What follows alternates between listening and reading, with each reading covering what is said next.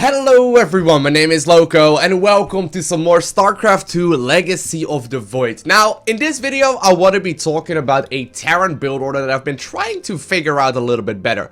I'm sure if I would do a little bit of research and I would try and look up some replays of pro gamers, I will be able to get an exact build order that is going to be better than what I have got going on currently. However, I basically just want to try and learn this thing from scratch. So as you may be aware, this is the second season where I'm also playing random right now. We're hovering right around rank 10 in Master League, exclusively playing random, and my Terran versus Protoss is not the greatest. I think I have like 35-40-ish% win rate in it, and in general it's just a little bit sloppy. Now, as you may be aware, the one timing that I really like playing in StarCraft 2 Legacy of the Void as well as in Heart of the Swarm with Zerg is going to be a +1/+1 roach speed timing attack. So that means I'm gonna get Carapace, I'm gonna get Missile, and I'm gonna be getting the roach speed and the lair and whatnot in the correct timing. So all of these upgrades finish up at the exact same moment, so I can do a really strong push to try and finish off the game in most occasions. And it's actually something pro gamers do a lot. Like, they make sure that certain upgrades finish up at the same timing and thus creating a so-called timing push. So the goal right here that I've been trying to figure out when facing Protoss, and also actually a little bit against Terran, although versus Terran the siege tank micro and whatnot is a little bit different, but it seems you're a little bit more freely, or like free to do whatever you want when you're playing Terran versus Protoss, is a +1/+1, so that's infantry upgrades from the double engineering bay, Stimpack Combat Shield timing push with Marine Marauder and 2 or 4 medevacs. I'm not exactly sure if I'm able to squeeze out 4 at all. I'm not even sure if I should be able to get medevacs at that point, but it's been a fun little journey so far, and things are working out surprisingly well. Now, obviously, there's also going to be the established meta of what, like, Terran players are supposed to do, right? You may be aware that sometimes, back in the day, you would see Zerg players all opening up 4 hatch, or like 14 gas, 14 pool, just to get a super early Zerging speed.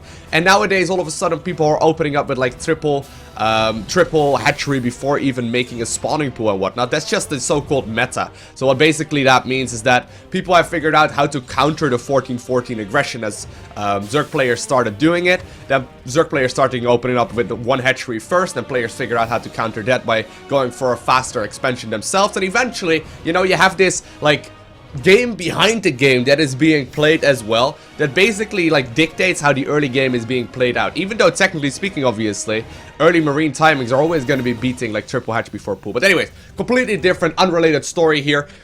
I want to try my very best to make as many Marines and Marauders as possible while getting the double upgrades going and while pushing out when +1/+1 finishes up. So, I'm starting up with a relatively standard build. However, I'm following this up with a much faster second and third barracks than I have been doing so far. Most of the time when I've been playing this build order, or when I've been playing Terran in general, I follow it up with maybe like a second barracks, but then also a factory. Like I said, I don't actually know any super specific build orders, and I'm sure there's something better. But the reasoning why I'm opening up with a reactor first on the very first barracks is because Oracle openers have been really annoying to me. So I'm gonna be, I believe, primarily making Marines here early on, just because I do need to make sure I save up some extra gas. As you may have noticed, I only got 2 gases going right now, which is definitely not going to be enough. And I add on the factory here as well as like another tech lab on the second barracks as well. Now, the timing usually on the very first Oracle coming into my base is going to be roughly about 4 minutes and 30 seconds. That seems to be the normal timing that a Banshee or a Oracle flies in. So I need at least 8 Marines in order to actually beat that in a one-on-one battle. And I'm making sure that I get enough of those ready to go. So I'm already getting my Stimpack upgrade right now. And this is actually quite a smart little move by the Protoss player. But a Protoss player here, he is actually trying to draw my Marines to the natural. I'm like, snap, I shouldn't be doing this, right? I shouldn't be doing this. Because obviously there's also going to be an Oracle in the back. And, you know, that move actually has won me a lot of games. But I do play Protoss myself. I'm poking in, trying to bait the unit side, and then going from there. But anyways, so as you may have noticed, I am producing out of 3 barracks. I am also starting up some Marauder production right now. Got the +1 armor already researching right now as well in the engineering bay. And very shortly you will see me start up the +1 infantry weapons as well. Now at that point I have a so-called like little bit of a timing attack ready to go. So ideally speaking, right, this upgrade as well as this upgrade as well as Stimpack and Combat Shield are all going to finish up at the exact same time. that is going to be the dream timing push. And it may very well not be possible. I'm not sure if it is. Off of like 2 bases and getting this much economy. Look at that mule. It may very well just not be possible. In either situation, when you're playing any game whatsoever, always make sure to move across the map, or at least like if you can, when upgrades finish up, okay? It's been working very, very well. Like that's true for Protoss, Terran, Zerg. When upgrades finish up in your, in your forge, in your engineering bay, in your evolution chambers, make sure to move across the map, because oftentimes you're underestimating, and I still do this as well, you're underestimating the strength of those upgrades, okay? It's super, super, super powerful, and I can actually showcase to you in the arcade how good it truly is after this game ends. So I'm just making a lot of things right now. I'm just making sure that I start baking a lot of army, and while I'm definitely not anywhere close to being able to push out right when Stimpack and Combat Shield finish up, I am still gonna move out right when +1/+1 finishes. I'm also adding on the starport right now, as well as a reactor on my factory, and that reactor on the factory is going to be used to basically make an additional medevac at a time. So I'm trying to produce 2 of those at a time, and I'm gonna simply just try my very best to make as many units as I possibly can, so I can start moving out across the map relatively quickly. Now, it looks like I'm actually gonna hit a bit of supply block. Now, I do start making the supply depots right there eventually. Definitely not quite what I wanted to. And my opponent being a little annoying here with Banshees, and I'm like, okay. So he's opening up with, or not with a Banshee, sorry, with a Phoenix. And I'm like, okay, he's opening up with a Phoenix opener. I'm not exactly sure what that means. Seems honestly like a pretty silly build, because what is, Protoss actually really going to be able to lift off early part in the game, but I guess it's just meant for a Raspbian base play. And as you may have noticed on the mini, or on the production tab right now, my opponent did follow this up with double Colossi production, and that's really unconventional. You don't usually see double Robo openers, and my initial thoughts when I first spot this is to immediately push back, right? It's immediately to push back, and I believe I actually do push back for a little bit as well. And now, as you can see, +1/+1 is about to finish up, but once we figured out that there are indeed Colossus out on the map, I decide to, instead of like holding back, I decide to just go ham and try and kill things as quickly as I possibly can. So, gotta try and stop these Phoenixes from harassing, and it is time to start moving across here. So +1/+1 is about to finish up. It is time for me to get walking across the map. Also just gonna be landing the factory inside of my opponent's base, just because I can, and I'm gonna be trying to produce a Widowmine as well, try and just distract him, And at that point, I'm also adding on another expansion. When you move out, expanding is always a pretty good timing if you can. So I am gonna start up +2/+2 as soon as I can. And right here, I see 2 Colossus. I'm like, wait, what? What do I do? Do I even want to fight here? Like, what's the goal here? So instead of trying to, that was a pretty pointless stim, I think. But anyway, instead of like trying to immediately end the game here, what I probably should have done, I get a little bit slow, and this slowness here, what I'm doing is pretty bad, okay? So I know my opponent has a 3rd Nexus right now as well. I know he's producing 2 Colossi at a time. I know my double upgrades finished up, so I'm like, okay, well, because I always do this with Zerg, I may as well just give it a try. He's opened up Starport, he's not gonna have all that much, and I do end up sniping the very first 2 Colossus. As you can see, I am gonna continue onwards as well. Now, the fact of the matter is that my opponent played a weird build order, right? But the message that I'm trying to get across here in this video is that timing attacks, when you finish up multiple upgrades at the same time, can be extremely good, and I would highly, highly encourage you to give that a try as well. So, my opponent's playing weird-ass builds. I didn't really even scout what was going on. I mean, I scouted the early game Oracle play. I dealt with early game Adept play as well, if that were to be the case. But I'm just simply rolling over my opponent right when the upgrades finish up. Now, the biggest mistake that I see people make whenever they're playing these kind of strategies, because I do coach a lot of Zerg in particular, the biggest thing that I see a lot of Zerg players do is actually finish up all their upgrades, but then actually don't move out.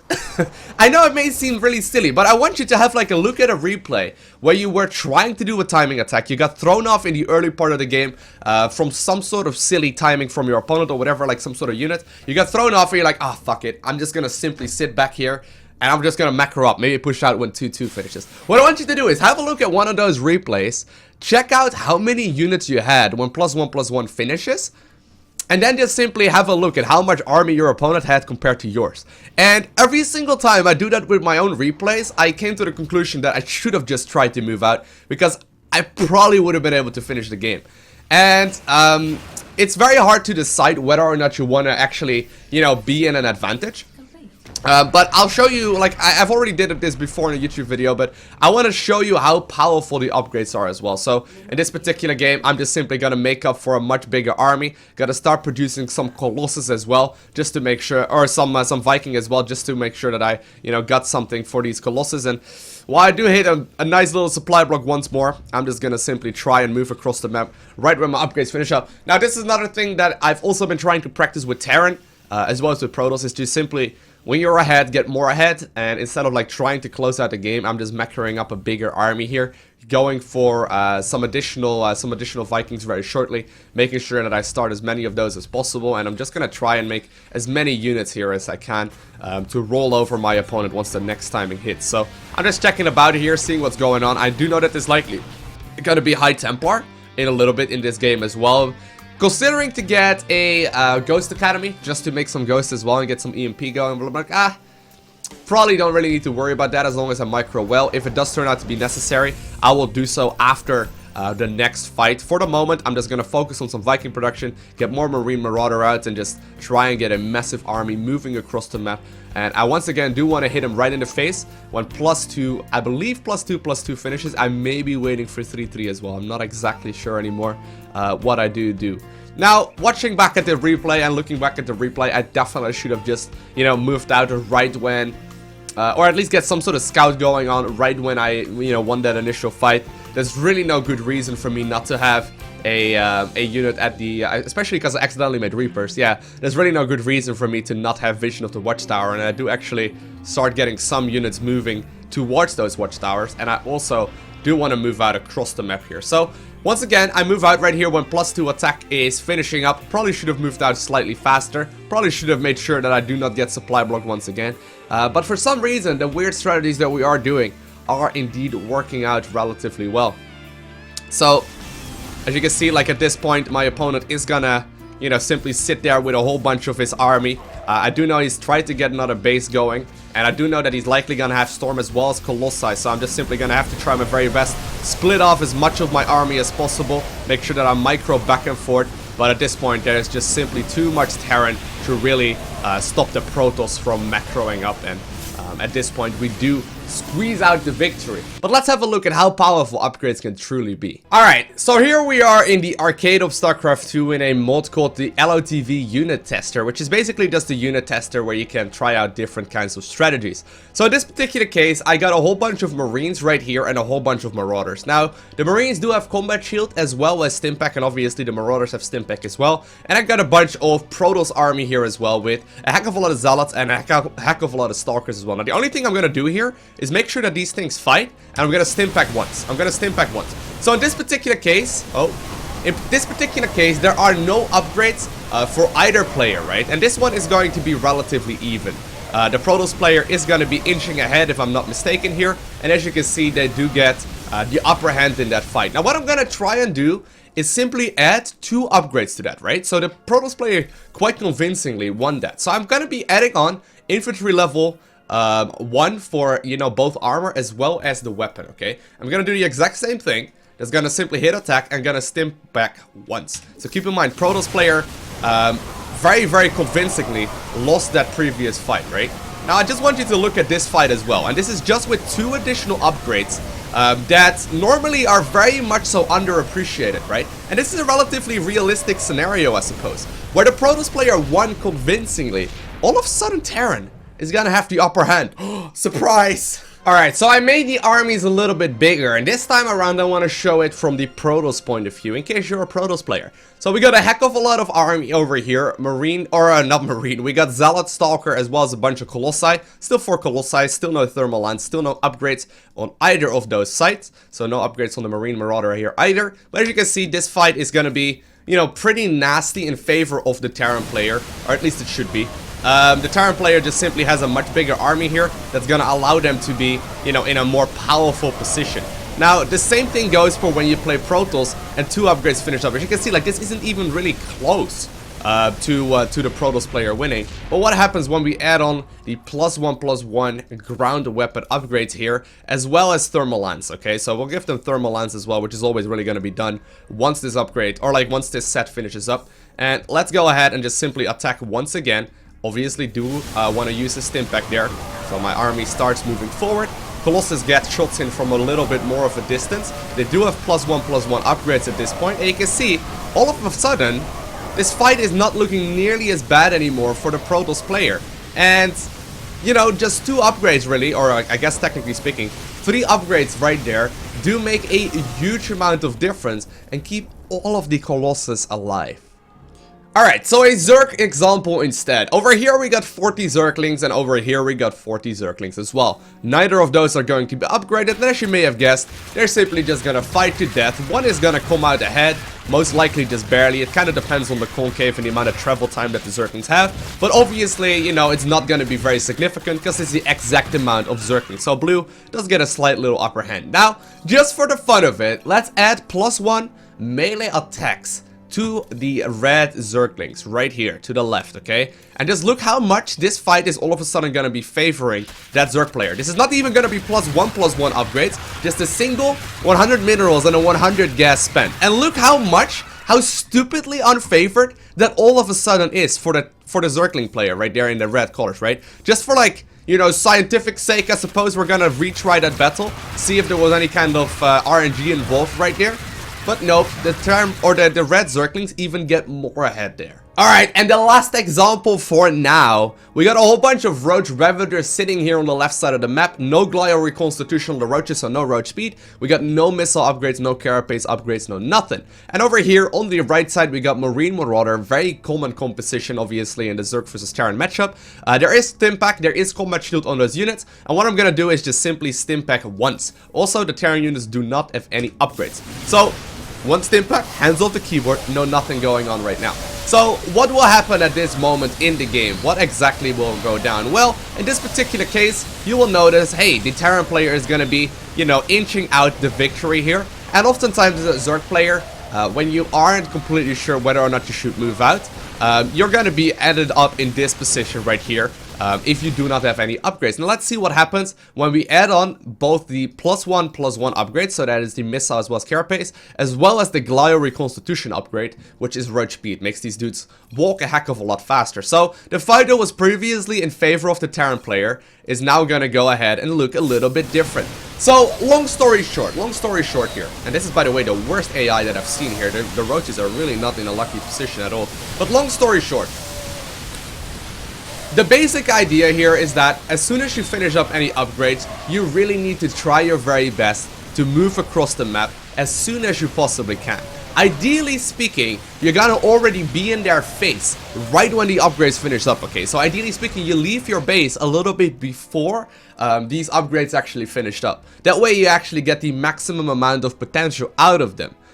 What I want you to try and do in the next game that you play, and you're going for double upgrades or single upgrades or anything like that, simply fight as soon as you actually are, you know, finishing up upgrades in your Evo Chamber Forge or your Engineering Bay, or obviously if you're playing Mech the Armory, I guess, and the Spire and all that sort of things. But try and take a fight as soon as your upgrades finish up, and you should figure out very quickly when to be attacking and when you should be sitting back. So I want to thank y'all for watching. Have an amazing day. Do not forget to smile, alright? And I'll see you in the next one.